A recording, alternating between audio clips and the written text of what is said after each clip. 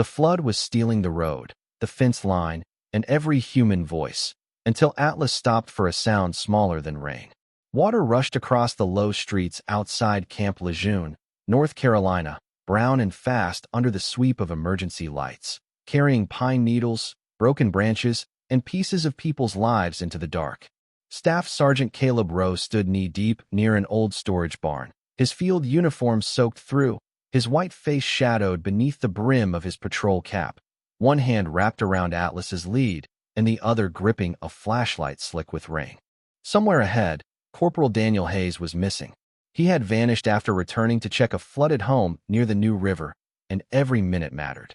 Atlas had followed Daniel's trail through standing water, past a tilted mailbox, over a gravel drive turned to mud, and around a rescue truck abandoned beside a fallen cedar. The German shepherd moved with quiet force, black and tan fur plastered close to his body, amber eyes narrowed against the storm. He had not barked once. Not when thunder rolled over the trees. Not when floodwater pushed against his chest. Not when the radio on Caleb's vest crackled with broken updates from the search team. Atlas only worked. Nose low, ears sharp, body pointed toward the place Daniel's trail should have led. Then, 20 feet from the barn's rear wall, he froze. Caleb almost moved past him. Atlas, he called, breath rough from the cold rain. Track. The dog did not move. His ears lifted higher, not toward the barn loft where Caleb expected the Marine to be, but toward the warped boards beneath their feet. Caleb lowered the flashlight. Water slid between the planks and slapped against the foundation. At first, he heard only the storm. Rain striking tin, wind rubbing tree limbs together, the distant hum of an engine fighting high water. Then came the sound again. Thin, trembling, alive. Caleb's grip tightened on the lead. It was not Daniel's voice. It was a puppy crying beneath the floor. One soft cry, then another, weaker, nearly swallowed by the flood. Atlas stepped forward and lowered himself until his chest touched the wet boards, his nose pressed to a narrow gap where the wood had lifted. A low whine came from deep in his throat, not fear, not confusion, but recognition. Caleb knelt beside him, water soaking above his boots, and aimed the light through the crack. Beneath the barn, in a dark pocket between beams, he saw movement. Small bodies huddled close together. A flash of damp fur. A mother dog curled tightly around her puppies while muddy water crept inch by inch toward them. Caleb closed his eyes for half a second. Daniel was still missing. The flood was rising. The team was spread thin. But Atlas had found something no report had mentioned, something too small to appear on a map and too helpless to call for anyone but mercy. The radio crackled. Row status? Do you still have the Marine's trail? Caleb looked at Atlas, then at the gap in the boards where the cries continued, fragile as breath against glass. Atlas did not look away from the floor. He was waiting for Caleb to understand. Caleb lifted the radio slowly. I have the trail, he said, voice steady though the rain ran down his face. And I have puppies under the barn. We are not leaving them. Caleb had learned long ago that storms do not only test strength. They test what a person believes is worth saving when time begins to narrow.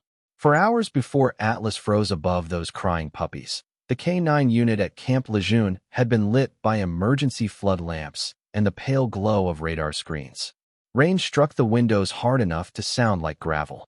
The New River had risen faster than expected after 2 days of heavy weather, pushing over low roads, filling drainage ditches, and cutting off older homes built too close to the waterline. Caleb Rowe had been in the kennel aisle checking Atlas's gear when the call came through.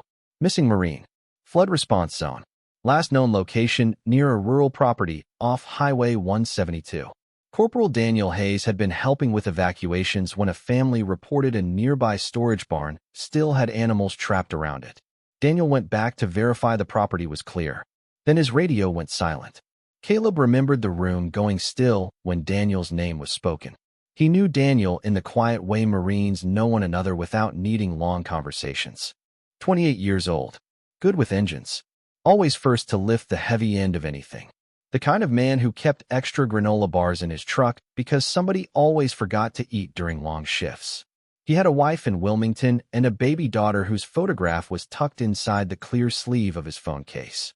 Caleb had seen that picture once, a smiling child with applesauce on her chin, and Daniel had laughed like the whole war-tired world had briefly become simple. Now that same man was somewhere beyond the flooded roads. Caleb clipped Atlas's lead to the working collar and looked down at him. The German shepherd stood ready before any command, black and tan coat brushed clean then, ears high, eyes fixed on Caleb's hands. Atlas always knew when a mission was real. There was a difference in the air. A wait before the door opened. "We find him," Caleb said quietly. Atlas gave no sound, only one slow blink, as if the promise had already been accepted. Within 15 minutes, they were riding in a rescue convoy through rain so heavy the windshield wipers could barely keep up. Blue and red lights smeared across the wet road. Pine trees bent under the wind. Water pooled over the asphalt in wide silver sheets, and every mile closer to the river smelled more strongly of mud, diesel, and soaked earth. Caleb sat in the back of the truck with Atlas braced beside him, one gloved hand resting on the dog's shoulder to steady him over the bumps. On the radio, voices came and went. County Rescue, Base Command, Fire Department, coordinates, road closures, a partial bridge washout. Daniel's last transmission was replayed once, thin and broken under static. "I am near the barn, checking under the structure. I hear something. I will be quick." Then nothing but rain. Caleb stared at the speaker after the recording ended. Those words stayed with him. "I hear something. Not I see him. Not I need help. Something." Beside him, Atlas lifted his head, ears angled toward the radio, and Caleb felt the dog's body grow still under his palm. At the flood line, they found Daniel's rescue truck angled beside a half-collapsed fence, headlights dead, driver's door open, water circling the tires. A wet glove hung from a splintered rail. A portable radio lay face down in the mud, its casing cracked, but not from violence, only from the rough mercy of water and debris. Caleb crouched by the glove and let Atlas scent it. The shepherd inhaled once, then again, slower. Rain ran down his muzzle. For a moment the whole search seemed to balance on the dog's breath. Then Atlas turned toward the dark field beyond the fence, where the old barn waited under the storm like a question no one wanted answered. Caleb tightened the lead and rose. "He went that way," he said, and Atlas stepped into the flood. Atlas entered the flooded field like he was stepping into memory. The water was not deep at first, only brushing Caleb's ankles as they passed through the broken fence, but every yard closer to the barn made it colder, heavier, more determined to push them sideways. The beam of Caleb's flashlight trembled over drowned grass and floating pine needles. Behind him, 2 Marines from the rescue team followed with ropes, medical packs, and a small inflatable boat dragging softly through the mud. Corporal Hayes had been missing for nearly 40 minutes now. In daylight, that might have sounded short. In a flood, at night, with roads disappearing and rain erasing tracks as fast as they formed, 40 minutes felt like a door closing inch by inch. Atlas kept his nose low when he could, then lifted it into the rain when the water broke the scent apart. He did not hurry. He adjusted. He moved from one surviving trace to the next, a glove, a boot print pressed deep near a fence post, a smear of mud on a bent gate latch. Caleb watched him the way a man watches the only compass left in a storm. "Easy," Caleb murmured when a branch drifted past Atlas's chest. The dog paused, let it slide by, then stepped forward again. The old barn rose ahead, half hidden by sheets of rain, its tin roof rattling under the weather. A dim security light on the far side blinked once, then went out, leaving only the sweep of flashlights and emergency strobes bleeding red through the trees behind them. Caleb lifted his radio. "Road to command. We are approaching the barn from the west side. Water is knee-deep and rising. Atlas still has interest in the structure." Static answered first. Then the voice of Captain Morales came through. "Copy. Use caution. Last known transmission placed Hayes near or under that barn." Caleb's hand tightened slightly on the lead. Near or under? The words landed differently now that he could see the place. The barn sat on short wooden supports above a crawl space, the kind common on older rural properties near the river. In dry weather, a dog could shelter underneath. In this water, anything beneath it would be running out of room. Atlas reached the first step and stopped. He sniffed the wet wood, then turned sharply toward the left side instead of the door. One of the Marines behind Caleb called out, "Sergeant, entry is here." Caleb did not look back. "Atlas says otherwise." They followed the dog along the sidewall, where flood debris had collected against the boards in a tangled dam of branches, leaves, and broken plastic crates. The smell was strong there: mud, wet hay, river water, and something warm beneath it all, something living. Atlas pressed his nose close to a gap under the siding. His body went rigid. Caleb crouched beside him, aiming the flashlight down. At first, the water reflected too much light. Then the beam found a piece of fabric snagged on a nail beneath the wall.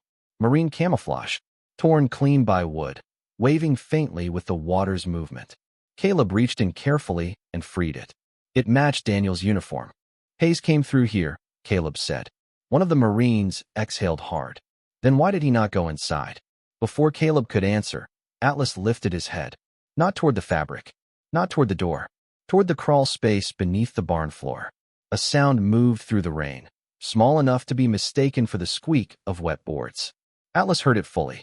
His ears went forward, and his eyes fixed on the warped planks under Caleb's boots. Then came another sound, a thin puppy cry. Then a second. Caleb looked from the torn fabric to the floor, and the shape of Daniel's last transmission changed in his mind. "I hear something." He had not meant a person. He had heard them. Caleb lowered himself into the cold water and shone the light through a narrow split between the boards.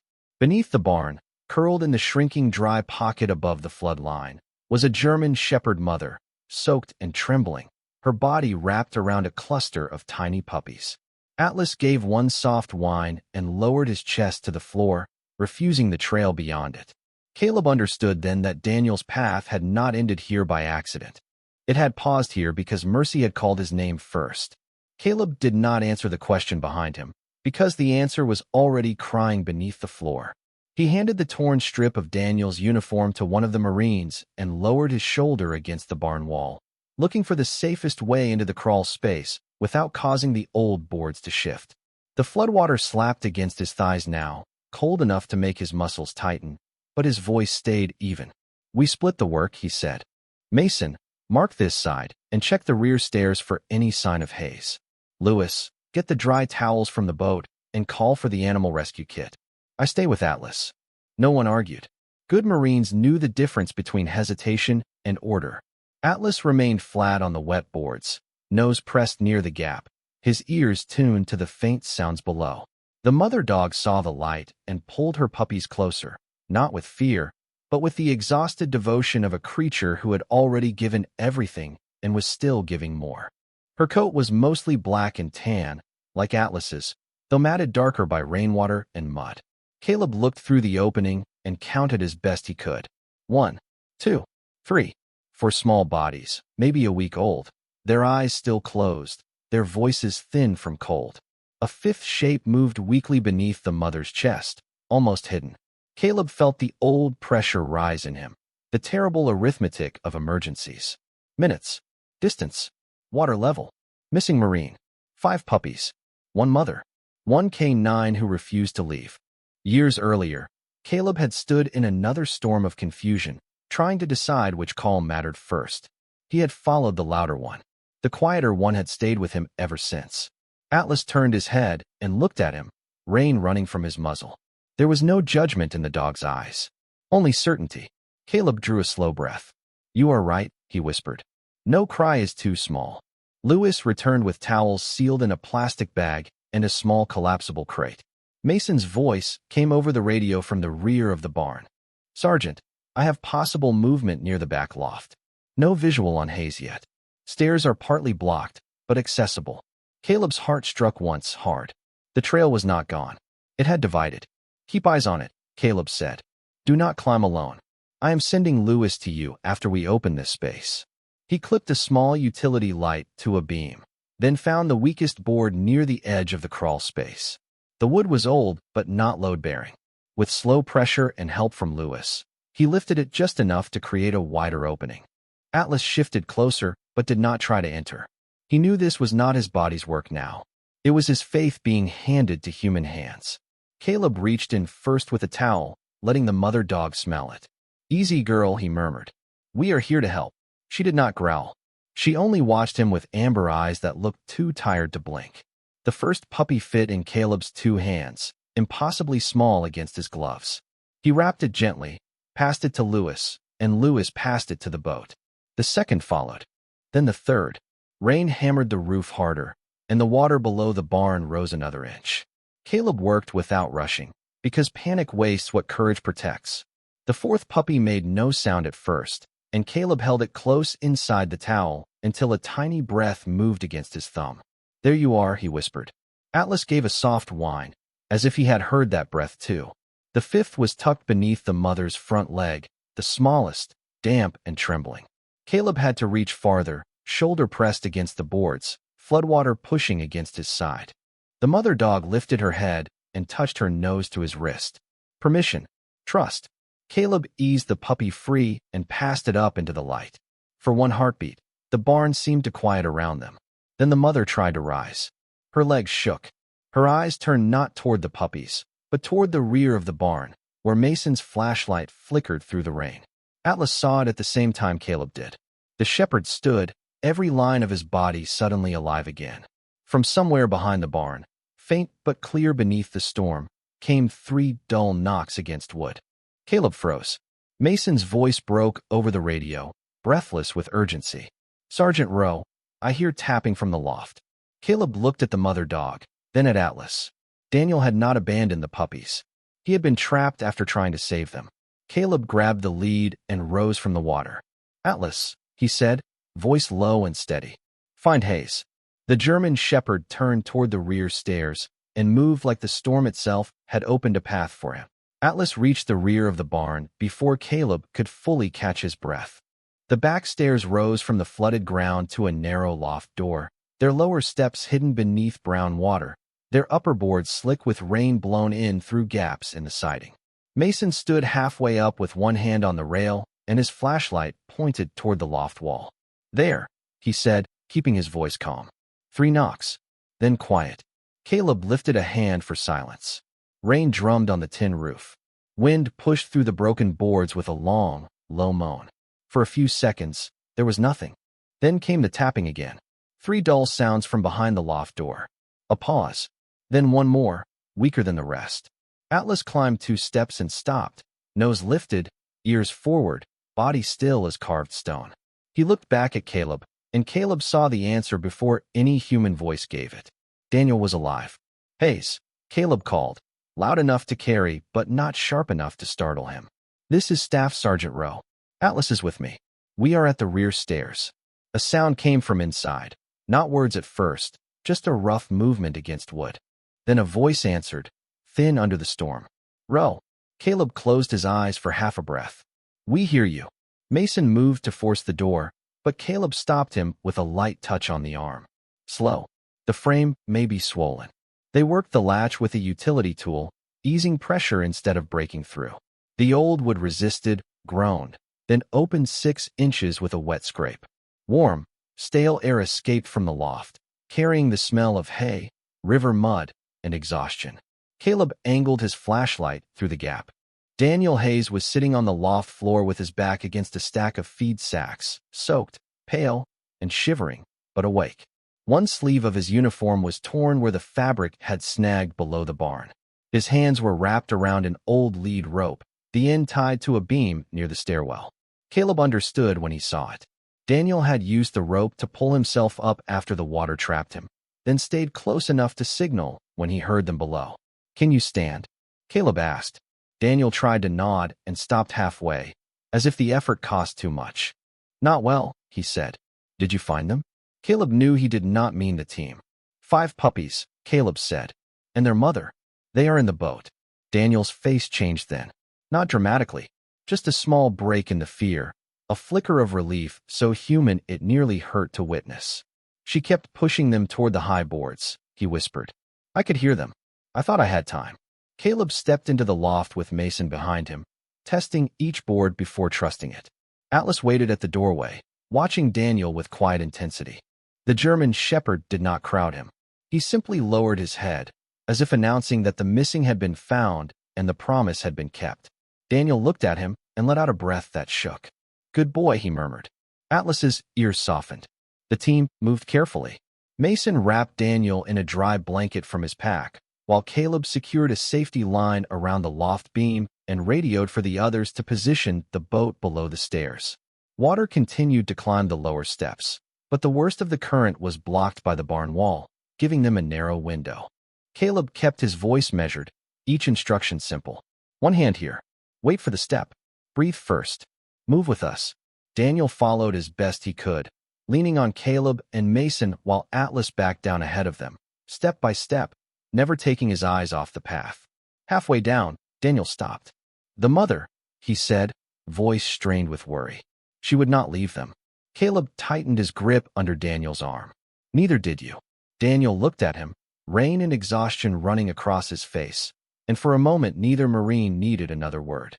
By the time they reached the boat, Lewis had the puppies tucked in towels inside the crate, each tiny body moving beneath the folds. The mother dog lay beside them, weak but awake, her eyes fixed on the bundle until Daniel was lowered safely across from her. She lifted her head when she saw him. Daniel reached out with trembling fingers and touched the wet fur between her ears. You made it, he whispered. Caleb looked down at Atlas, standing in water up to his chest, steady, soaked, and watching both rescues at once. The storm had not ended. The river had not stopped rising. But inside that small boat, under the bruised gray sky, every soul they had followed into the flood was breathing. The boat moved slowly away from the barn, not because the Marines lacked strength, but because the flood demanded respect. Water pushed against the sides with a stubborn pull, carrying branches and leaves past them in dark ribbons. Caleb stood near the rear, one hand on Atlas's lead, the other braced against the boat's edge as they guided it along the safest line back toward the rescue vehicles. Atlas stayed low beside him, wet fur dripping onto the rubber floor, eyes shifting between Daniel, the mother dog, and the crate of puppies wrapped in towels. Daniel lay under a blanket with his shoulders trembling from cold and exhaustion, but his gaze never left the little crate. Every time one of the puppies made a small sound, his eyes opened wider, as if that tiny cry was proof the night had not taken everything. The mother dog rested beside the crate, too tired to lift her head for long, yet alert enough to count each movement with her eyes. Caleb watched her and understood a kind of courage no metal could measure. She had no uniform, no radio, no orders, only instinct, love, and a body willing to become shelter. Lewis checked the puppies one by one, careful hands moving under the towel folds. All 5 are breathing, he said, voice almost lost beneath the rain. Small one is weak, but still with us. Daniel turned his face toward Caleb. I heard them from the road, he said. His words came slow, spaced by breath. I thought it was just one. Then I saw the mother trying to keep them above the water. Caleb nodded, listening without interrupting. Daniel swallowed. I radioed that I heard something. I figured I had a few minutes. I did not know the water would come up that fast. A flash of guilt crossed his face, quiet and heavy. Caleb knew that look. He had worn it before. You went back because something helpless needed you, Caleb said. Daniel looked toward the crate. I almost made it worse.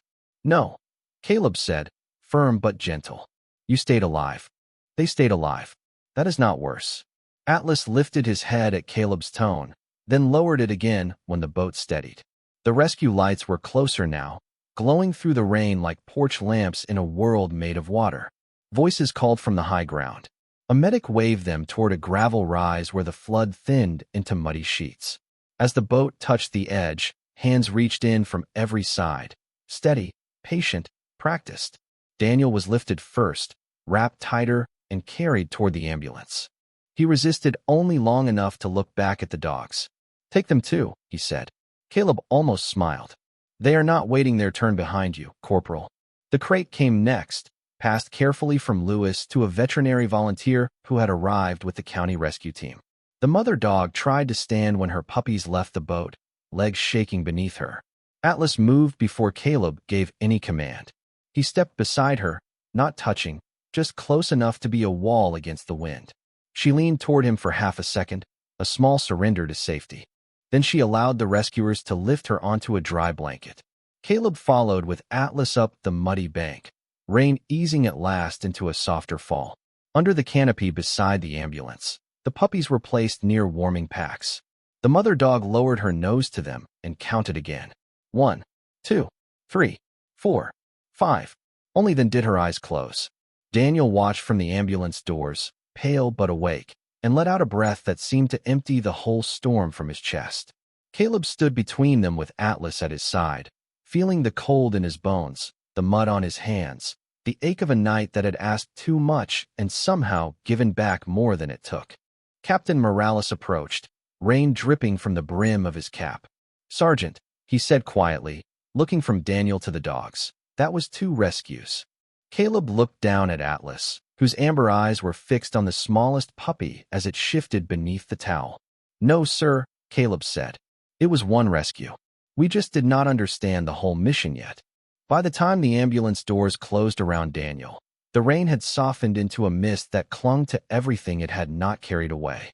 The floodlights turned the gravel rise into a small island of pale gold, surrounded by dark water, bent grass, and the slow drift of debris moving toward the river.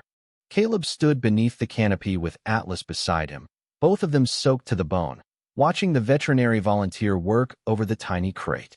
The puppies were wrapped in dry towels, their bodies no bigger than Caleb's hands, each breath a small victory beneath the folds.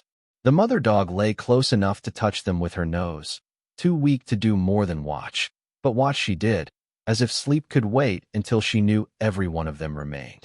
Atlas lowered himself near her, not crowding, not claiming, just present. She opened her eyes when he settled there. For a moment, the 2 German shepherds looked at each other through the steam rising from the warming packs, and Caleb felt the whole night narrow into that silent exchange. No command, no rank, no language, only one guardian recognizing another. Daniel's ambulance had not pulled away yet. Through the rear window, Caleb could see him sitting upright now, blanket over his shoulders, one medic checking his pulse while another secured the equipment beside him. Daniel's eyes were fixed on the canopy. Caleb walked over before the doors shut completely, Atlas following at his knee. Daniel lifted one hand weakly. "Did the little one make it?" Caleb looked back toward the crate. Lewis was crouched beside the veterinary volunteer, holding a towel close while the smallest puppy shifted inside it. The movement was tiny, almost nothing, but it was there. "Still fighting," Caleb said. Daniel nodded, but his face tightened with the kind of worry that refuses comfort until it sees proof. "I kept hearing that one," he said, "even after I got stuck upstairs. The smallest cry. I thought if it stopped, I would not know what to do with the silence." Caleb understood that too well. Silence after a search had a shape. It followed men home. It sat at the foot of the bed. It waited inside headlights on empty roads. He placed one hand on the ambulance door. "Then let us not give it silence." Daniel looked at him, unsure what he meant. Caleb turned to Atlas. "Come on." They walked back to the canopy where the smallest puppy lay tucked in a towel against a warming pack. The veterinary volunteer, a woman named Sarah Bell with rain-dark hair under a county rescue cap, looked up at Caleb. "Body temperature is low, but improving. He needs warmth and time." Atlas stepped forward slowly and lowered his nose near the towel. The puppy stirred, making a sound so small it barely rose above the hum of the generator. The mother dog heard it and lifted her head. Daniel saw it from the ambulance and pressed his hand against the window. Caleb crouched between them all, rainwater dripping from his sleeves, and for the first time that night, he allowed himself to feel tired. Not defeated, just human. Sarah adjusted the towel and smiled faintly. "That sound is a good sign." Atlas gave a soft breath, warm against the little bundle. The puppy moved again. Another tiny cry followed, thin but clearer, and something changed under the canopy. Shoulders lowered. Faces softened. Even the radios seemed quieter for a moment. The storm had taken roads, power lines, fences, and sleep, but it had not taken that sound. Caleb looked at the mother dog, who had finally let her head rest beside the crate. He looked at Daniel behind the glass, alive because mercy had delayed him and because that same mercy had led them back. Then he looked at Atlas, mud on his legs, eyes steady, listening even now. Captain Morales stepped beside Caleb, his voice low. "Transport is ready for the dogs. Base veterinary clinic can receive them." Caleb nodded. "Daniel will want to know." Morales glanced toward the ambulance. "He already does." The ambulance pulled away first, slow over the wet gravel. Daniel watched through the rear window until the canopy blurred behind rain and distance. The veterinary truck followed minutes later with the mother and puppies secured warm inside. Atlas stood beside Caleb until both vehicles disappeared down the road. Only then did the German shepherd shake rain from his coat and lean lightly against Caleb's leg. Caleb rested his hand on the back of Atlas's neck. The water was still rising in the low places. The work was not done for the town, but one corner of the night had been returned to the living.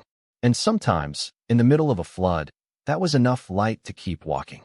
By late morning, the storm had moved east, leaving Camp Lejeune under a low gray sky and a silence that felt almost careful. The base veterinary clinic smelled of clean towels, antiseptic, wet fur, and warm milk. Caleb stood just inside the recovery room with Atlas at his side, both of them dry now except for the memory of rain still pressed into their bones. The mother German shepherd lay on a thick blanket inside a large kennel, her head resting near the row of puppies nestled against her belly. 5 small bodies. 5 tiny breaths.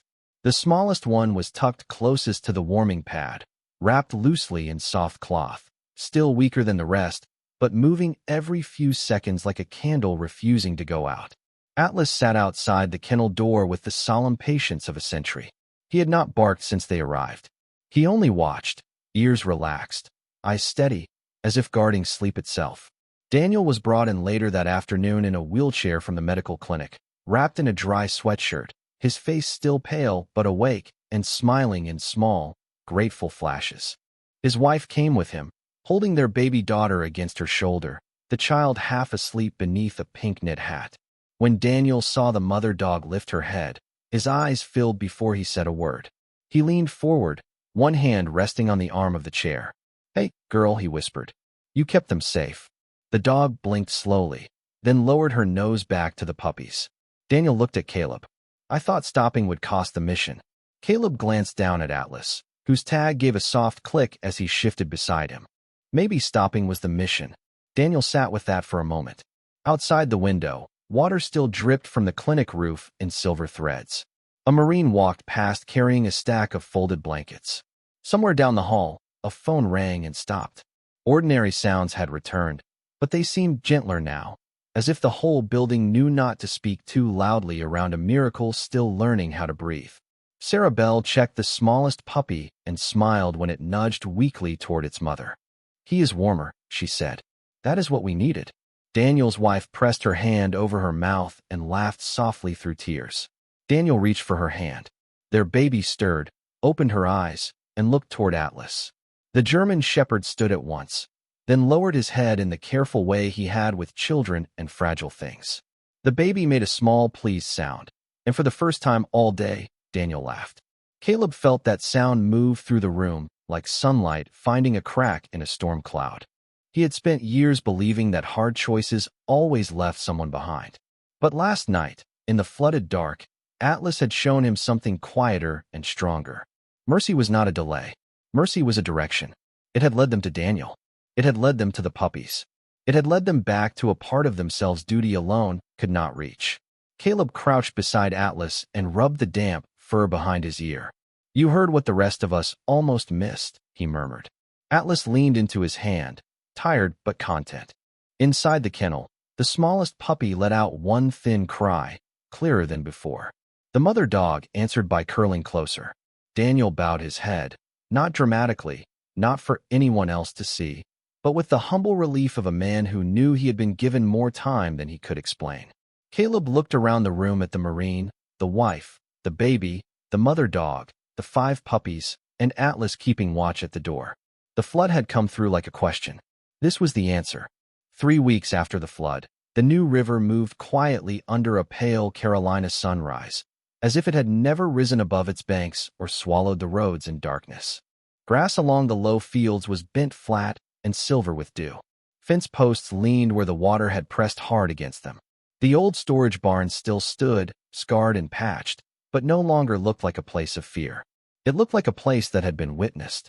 Caleb Rowe returned there with Atlas just after dawn, not for a mission, not for a report, but because some places ask a man to come back when the storm is gone.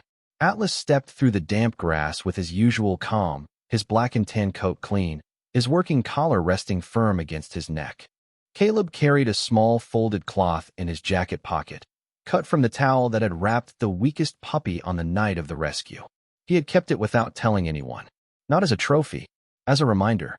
At the base veterinary clinic, the mother German Shepherd had recovered enough to stand beside her puppies, and the smallest one, the little male Daniel, had worried over through the ambulance glass, had begun to push his way toward milk with a stubbornness that made Sarah Bell laugh. Daniel visited every afternoon when his duties allowed, sometimes with his wife and baby daughter, sometimes alone, always stopping first by Atlas to rest a hand on his head. He never said too much. Men who have been returned from dark water often speak carefully for a while. But his gratitude was there in the way he looked at the puppies, in the way he touched the mother dog's ear, in the way he told Caleb once, quietly, "I thought I had gone back for them. I did not know they were leading you back to me." Caleb had carried that sentence with him. Now, standing beside the barn, he looked down at Atlas and let the morning settle around them. The air smelled of wet earth, pine, and fresh boards where Marines had helped repair the sidewall. Caleb took the small cloth from his pocket and tied it gently to a clean nail near the crawl space opening, high enough to stay dry, low enough to be seen. A quiet marker, a small thank you to the place where mercy had split the path and saved both sides. Atlas lowered his nose to the cloth, breathed once, then sat beside Caleb in the grass. For a long moment, neither moved. The world did not offer thunder. No music rose from the trees. No bright sign crossed the sky. Only a dog sitting faithfully in the morning light, and a Marine finally understanding that the smallest cries are not distractions from duty. Sometimes they are the road back to it. Caleb rested his hand on Atlas's neck, feeling the warmth beneath the fur. "You heard them," he said softly. Atlas leaned into him, steady as a promise. Far away, on base, 5 puppies were breathing under clean blankets. A mother dog was sleeping without fear, and a missing Marine was home with his family. Caleb looked toward the river, peaceful now, carrying sunlight instead of fear, and felt something inside him loosen. Some miracles do not arrive all at once. They come as a faint cry under floorboards, a dog that refuses to move on, a Marine willing to kneel in cold water, and a morning quiet enough to understand what grace has done.